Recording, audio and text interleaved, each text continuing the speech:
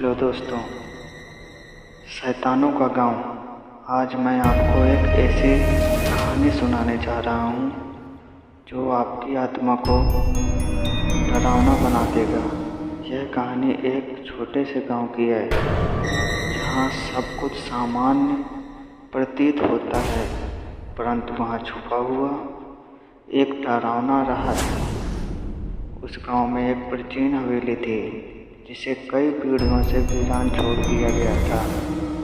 लेकिन गांव के लोग कहते हैं कि रात में हवेली के दरवाजे अपने आप खुलते हैं और उसमें अजीबोगरीब आवाज़ें आती हैं। कोई भी वहां जाने की हिम्मत नहीं करता, क्योंकि जो भी गया कभी लौट कर नहीं आया। एक दिन गांव के एक युवक ने साहस दिखाया और उस हवेली की ओर बढ़ गया। उसने हवेली के अंदर कदम रखा तो उसने देखा कि वहां दीवारों पर पुराने चित्र लगे हुए थे जो उसे देखते ही हंसने लगे। युवक ने अपने आप को संभाला और आगे बढ़ने लगा। जैसे वह हवेली के अंदर गहराई में गया, उसने एक प्राचीन पुस्तक देखी जिसे देखकर उसकी आंखें खुली रह गई। वह पुस्तक खुद ही अपने पन्ने पलटने लगी और उसमें एक भयानक शैतान निकला।